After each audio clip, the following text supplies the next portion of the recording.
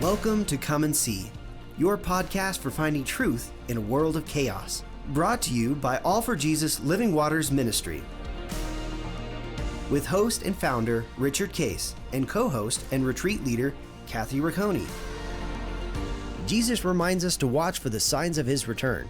Today we will explore further what we are seeing in our times that line up with what signs he said would indicate the potential of the end and his return. We will also discuss the practical meaning of this as we watch and as a remnant prepare as he so leads. And now your host, Richard Case.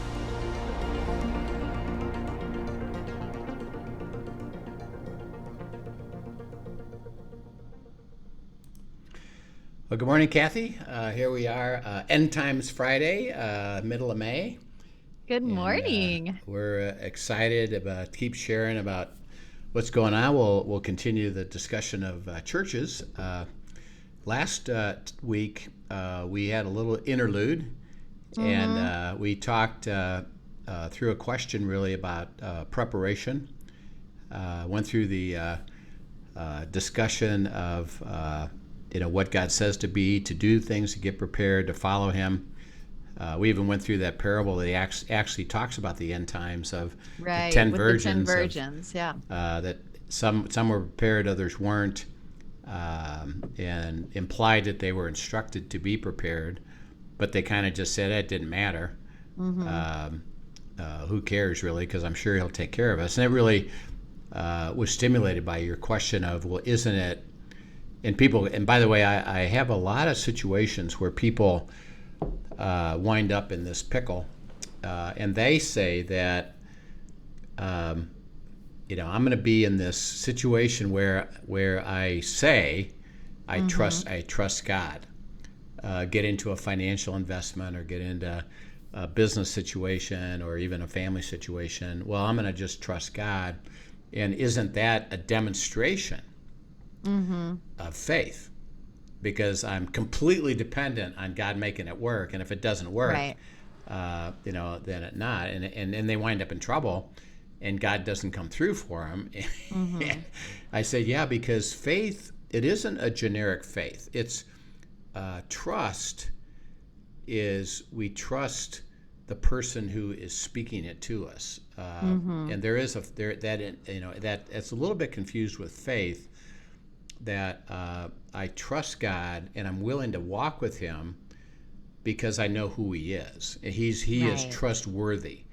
He will deliver what He says. And by the way, there's scriptures all over the place. God will fulfill what He speaks. He will perform what He says. Abraham in Romans 14:21, Abraham was persuaded that what God promised He would perform. By the way, he was persuaded by experiencing God doing that and fulfilling it, so that and then people wind up in trouble and said, well, I took this super risk to trust God, and God said, well, actually I never asked you to do that. That wasn't my will. Interesting enough, and this is very profound, very tricky. He said, when you children, male and female, men and women, you decide what you think is a good idea. Even out of a heart of, well, I'm going to demonstrate that I trust you. He said that alone is walking in the flesh. Right. And he said the reason why is very simple. Because you didn't what? You didn't talk to me. Didn't stop and ask, yeah. So, and again, one of the great examples in scriptures is, this is in Matthew 16, where Peter, who do you say that I am? You're John the Baptist, you're Jeremiah, you're Elijah. Well, who do you guys say I am? Peter says, you're the Christ, the Messiah, the Son of the living God. He says, that's been revealed to you by the Father, hallelujah. Upon this understanding of revelation, I'm going to build my church. It's not building it on Peter per se, it's building it on the fact that he had revelation. And the power of that revelation is supernatural, that you can join, you can bind Satan off, and you can loose the power of heaven. He says, well done, Peter, spiritual giant. Hey, by the way, I am going to my death. I'm going to be dead. I'm going to be raised again in 3 days, but I am going to get killed. And Peter says, I will never let that happen to you. I will make sure that never happens. And God says, get behind me what?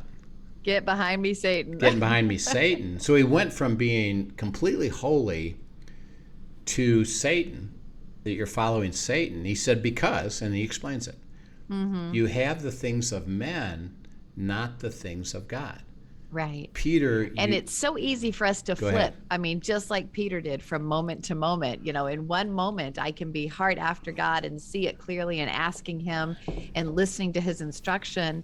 And then I can turn around and hijack his plan and take that little bit of instruction and decide I know exactly and I'm running with it. Right. Instead of staying with him in the process and continuing the dialogue. Like, Jesus would constantly be in dialogue with the Father and only do what the Father told him to do. Yeah. And that's our example, really. Yeah. I was dealing with a young couple, and they were going through a time of conflict and stress. And I just, God just said, well, ask her what she's doing. And she lists down all these things. And whoa. And I said, well, do you think everything you're doing is a good idea? Yeah. And what she was doing was worship team, practice Sundays, every Sunday, 5 Bible studies. Right. I mean, all good things, all right? good things, Good active at things, the church, doing this, doing that. She's in the process of a variety of things happening. And it was, well, you're really interesting enough. And I took her to Matthew 16. You're actually following Satan. You're not following God because you forgot something. You didn't ask him what is his desire for you and what he wants you to fulfill. And I can tell you, and it's kind of clear because you've told me that you're really tired. Right. That you're really weary, you're wearing down. You're not enjoying any of the things you're doing because you're doing too much. You think is a good idea, and I understand that. But the things of God is, well, are you willing to follow me completely? And Peter, I know you're struggling with what I said. That's okay. What I would have liked you to do is to come and talk to me about it. Right. Jesus, what you just said bothers me. What are you saying about that? What are we supposed to do with this? Are we supposed to let this happen? Aren't we supposed to protect? I mean, he said, I would have had a great dialogue with you. Right. But you didn't have a heart to hear. You decided, I'm going to do. He said, that's where the problem is. Right. And I think we can relate to that so often. Oh, man, that's yeah. That's our nature. It is. Okay, I got it. Is. And look at this good idea. So when we think about, last time we talked about preparation. What are some of the questions that you're getting about preparation? And I got to share a few of the ones that I'm getting. Usually the things that I'm getting are really on the practical side. A lot of times it's people asking, what's God telling you? Which I always kind of have to talk them through that. What's God telling you to do? Should I be blah, blah, blah? And they're wanting to come to me and ask what God is saying we should be doing. Yeah. And so I'm, of course, booting them back to you should be asking God what you should be doing. But a lot of it comes around physical preparation, and there is a supply chain shortage, a lot of talk on food and what's going on with the food industry and the plants and just different things like that. But really, most of what I'm hearing, to be honest, from people is about physical preparation and how to keep themselves provided for and safe and comfortable. And less about preparation of where's your heart at. Yeah. Which I think is the bigger preparation that needs to be going on. Well, there is some both and God will definitely lead us. I think if we are neglecting one over the other, there's a problem there. Yeah.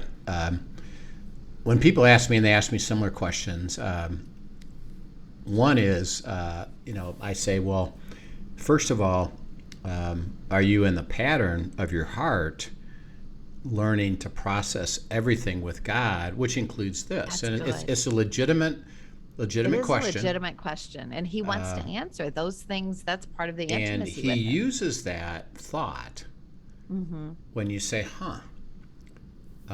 should based upon what I'm observing, should I be concerned about this? Right. Should we do something differently? And see, God knows the answer to that. And you have a thought. And then secondly, I say this: do you have a community around you that can process life together, so that when the church started, with Pentecost, they met in small homes. They met in homes, Right. basically. So it's groups of maybe up to 20, maybe, and that would be a lot, but they could do that. Well, remember, there's two things going on for sure. They're under a totalitarian Roman government, Right. with centurions and 100 soldiers everywhere, armed, watching what you're doing. Right. And it's like, well, how do we manage that? Number two is that now, because of what happened with Jesus, who's against him? All kinds of people are against them now. Their fellow, their neighbors, their Pharisees, the Sadducees, they're working hard to come against you because we don't want you promoting. And by the way, everybody to start with was Jewish.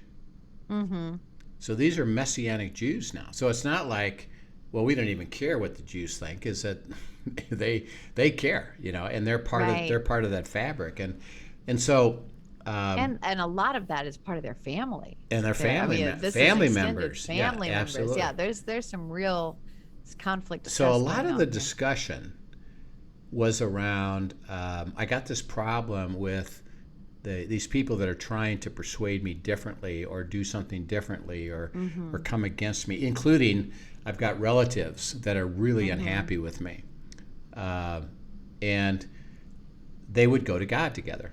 Okay, we as a community, we're going to go to God together. And he said there was amazing supernatural stuff that happened all the time of resolution that God gave them, so that it was a beautiful experience because I had community. So I say, one of the things is, are you seeking and having other people that have a heart to hear with you? Because it's going to get tricky.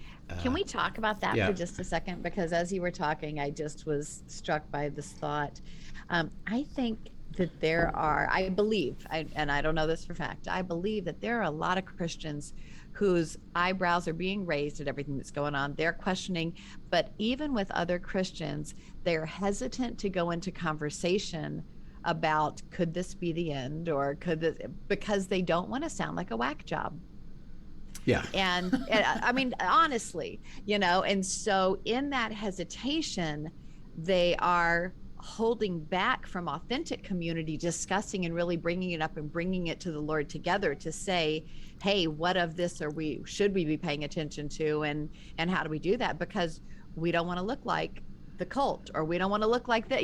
All of these things that honestly, I think the enemy uses to keep us silent and from having discussion on these things together. Yeah. I think there is an element of that. Do you see that too? Yeah, absolutely. And it's around the idea of hearing from God, because a lot of believers consider that to be kind of avant-garde and a little bit strange. Right. And their experience can be from the extreme that there's been pictures on TV and others where people are being knocked over, or you can see, I don't know about that healing, that I don't know if that was really true, and it seems out of the essence of the way God operates, and so they reject it. They tend to reject it, or like, if I've heard stories of and I've heard them, I've read them, where literally there was this is 15, 20 years ago, a big church in Korea, massive, beautiful, had great small group ministry. I actually had heard the guy speak once in America, great preacher, and he got off with, the end is coming, It's going to be here in September. Literally, he said it's going to be here in September. So everybody sell your stuff and get ready to come because we're all going to be raptured. Right. And they did it. And it was a mess. And they were, by the way, it didn't happen, as we know. Yeah. Well, and as we know, the Bible says that no one knows the time or day. So whenever you hear somebody say they know it and they put a date to it, please run the other way. Don't go with that. That's not what you need to be listening to. Yeah, and that's the issue, is that the key is they were following a person, not God. Right. Because God knew the truth, and if somebody would have said, "Well, I don't know about this, God, what do you got to say about this?" God would have said, "No, do not. I don't want you to do that. That's not my will for you. It's not the right time. No." Okay, got it. And you got to have a group around you that healthily says, we're willing to process in a very pleasant, peaceful, joyful way. What do you have to say? And as you're looking at that community, there's enough evidence of all this stuff that's going on. Here's the way I've approached it, is that we could see, with all the things that we've been through in discussing this, particularly Israel coming back as a nation, is that it's possible that in our lifetime we could see the very end. Right. And all these things are happening. So it's possible. Okay, Father, I'd like to learn about that. And then two is that I and the way I approach it with others in our group is, let's assume it's not happening. It's still yet to come, and we won't even be living when it comes. But I do have one insight. It's going to get tough. Right. Things are going to get tough. And so if in a sense, I'm in the first century Rome, and things aren't that easy, and they're not simple, and they're not easy to follow. Well, Father, I need a community that's going to help me maneuver that to get prepared for it. So preparation, and preparation is, given that it's going to be different. Particularly things that we've seen now with supply chain issues and things like you were talking about, baby formula. There's a just read this morning. It was really funny. There's a government. They're proposing a law that the government makes sure that everybody has baby formula, which is to me hilarious.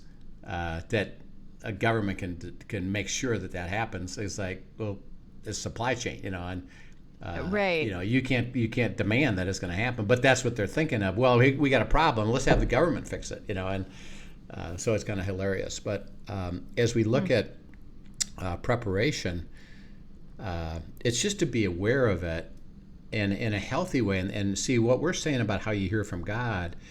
It's beautiful. It's direct. It's wonderful. It's peaceful. It's joyful. It's not strange. And by the way, there's confirmation that comes from your spouse. It comes from your inner circle. And from your small group. Your small group of, what are you hearing? What are you understanding? And the walk with God, the abiding with God is really a special privilege that, remember, Jesus said to his disciples, I'm going away. And they said, we don't want you to go away. Why? He said, well, actually, it's to your benefit. He says that in the way that you acted with me, which, think about it, every day, what did they do? What are you going to do today? What are we going to experience today? And we could ask any question we want directly to Jesus, physically. He said, in that same way, you're going to be able to keep doing that because the Holy Spirit's going to be resident in you, and you're going to hear his voice. And you could ask him anything you want, all day long, all 24/7. day long, and his job is to direct your life, and we'll be in the same place that you've been in. That relationship isn't going to change, and it was very beautiful, and it was very wonderful, and it was in the way he described it is what we're trying to help people understand. It's not a funky thing, right? It's a relationship as if you're walking down the path with Jesus physically there. Right. How would you talk to him? Absolutely. You wouldn't talk to him in a strange way. You wouldn't fall over all the time. You would just, well, I have a question for you. What about this? What about that? You'd be dialoguing all the time. It'd be dialogue, right? you know. And so when you think of the process, think of the disciples and the conversations that they had. Or another beautiful example is Christ at the woman at the well in John chapter 4. Right. It was such a beautiful way of, you know, hey, would you get me some water? And, you know, hey, I could give you living water. What's that? Right. You'll never have to thirst again. Hey, give me that. Okay. Yeah. Go get your husband. I don't have a husband. Yeah, I know you've had 5, and the one you're with isn't your husband now. Right. I perceive you're a prophet. I don't want to talk about this anymore. You know, so okay, all right. But he led her in this beautiful conversation. That's what walking in the Spirit's all about. Yeah, and each part of that conversation brought back another layer of what he wanted to reveal. Yeah, and by the way, Which she was ultimately really cool.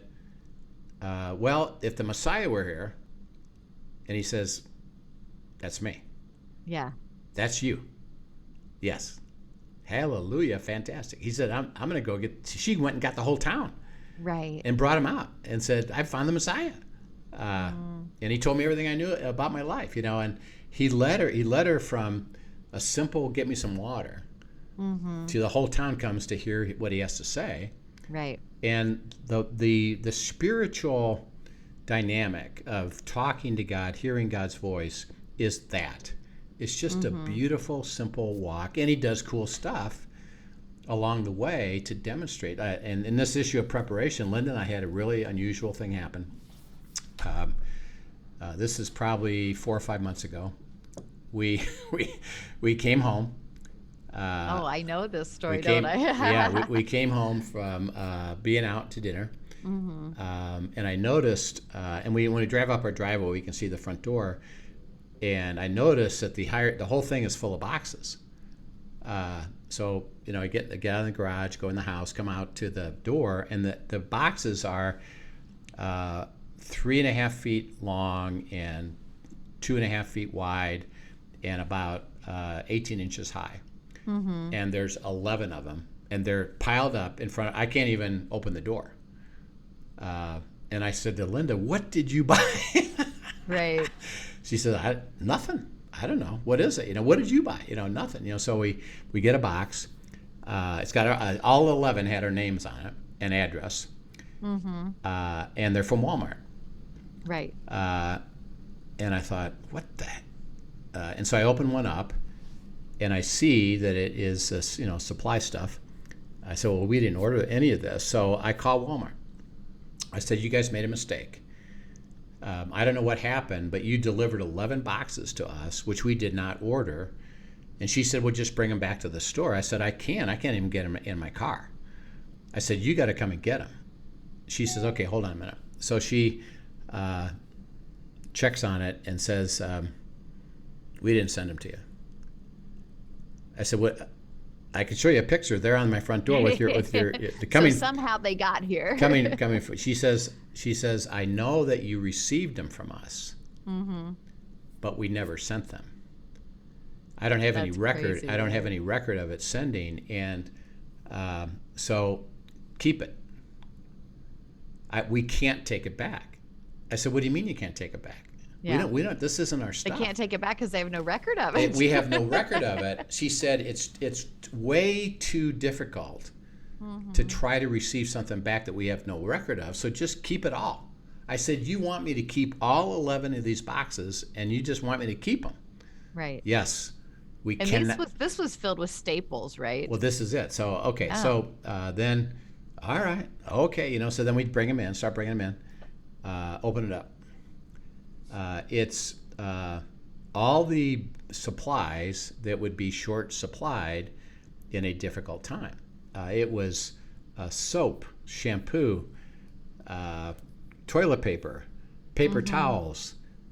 There was diapers in there. There were a whole series of things that were what I would call supplies that you would need in a shortage. Right. And it was like, whoa, this is amazing.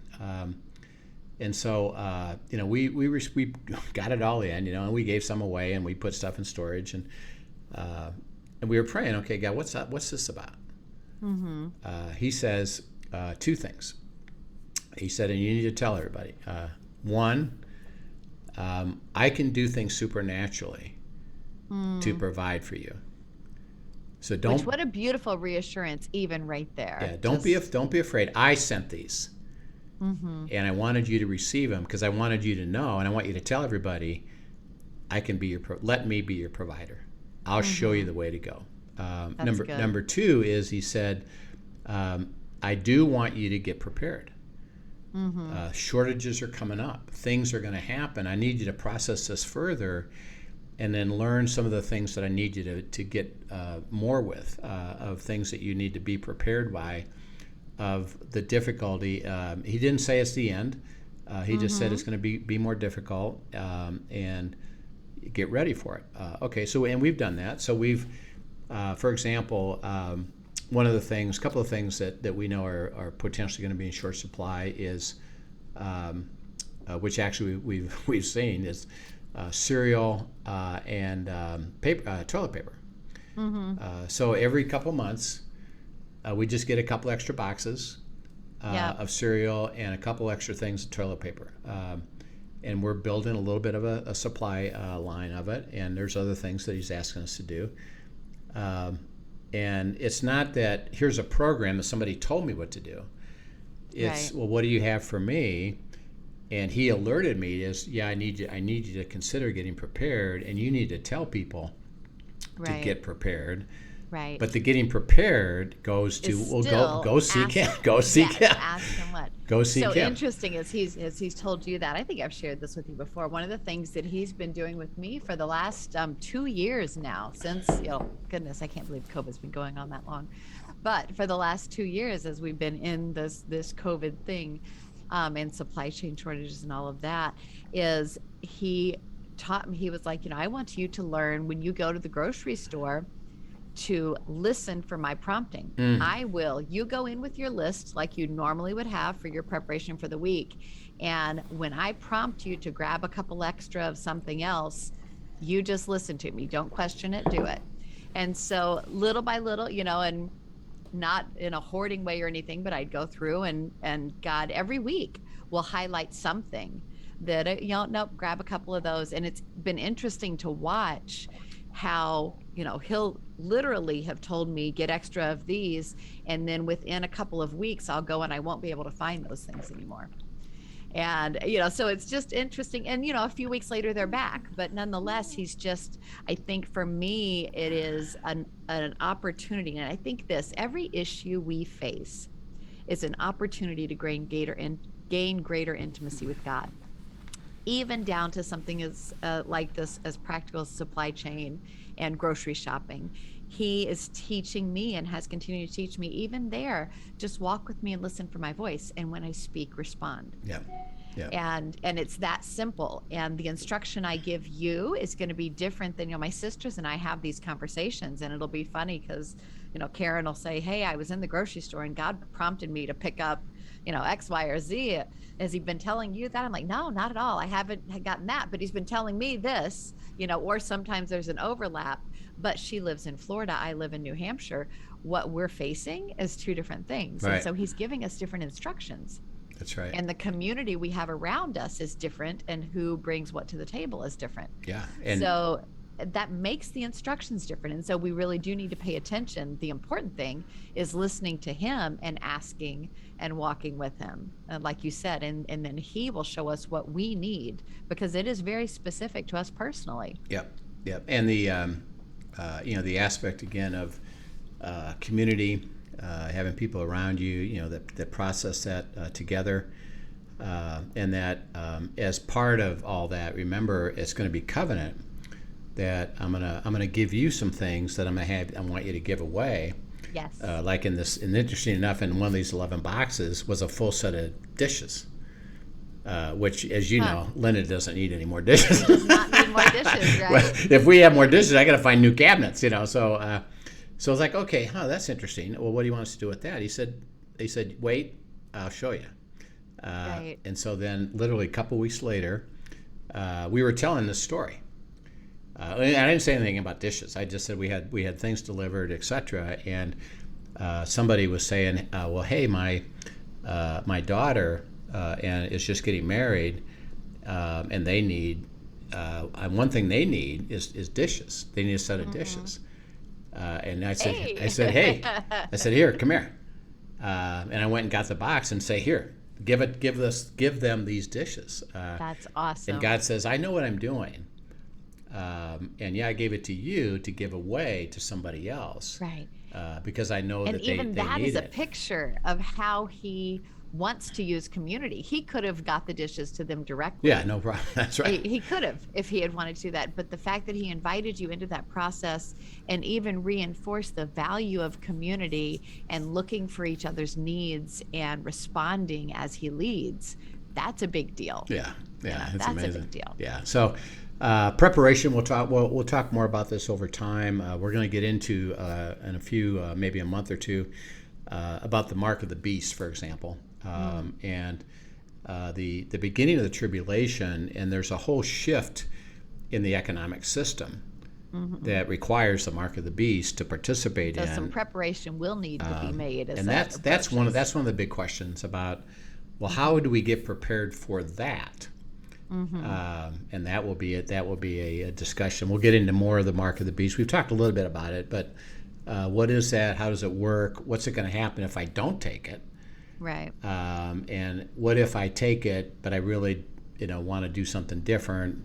Am I still going to have trouble by taking the mark of the beast? And those are all legitimate questions. So and these are important conversations to have. Even if this doesn't happen in my lifetime, I need to be passing this wisdom and knowledge down to my children. Exactly. So that they are prepared, and they need to be passing it to their children, so that wherever, because really anything like this is one generation from being, if we don't talk about it and share, it can disappear. You see that easily. Yeah. And we want our heritage to be one that stands on truth and knows what God has to say and is speaking. Yeah. I think God is highlighting all this for everybody, and we just pray that you'll receive it and process it. And you can send us questions at AFJ, questions at afjministry.com, questions at afjministry.com, and we'll continue on, and we'll next week we'll keep going with this. So, Kathy, it was fun, and we'll see you Monday.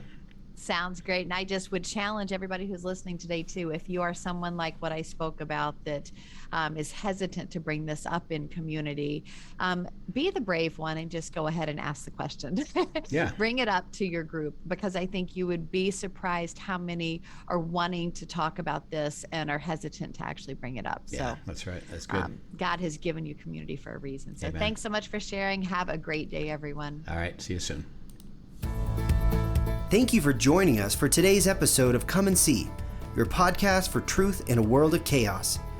Brought to you by All for Jesus Living Waters Ministry. Send us your questions and comments, and tune in tomorrow for more answers to your personal questions about living life in God's truth. Remember, God's will is best and none better. His truth brings peace in this world of chaos.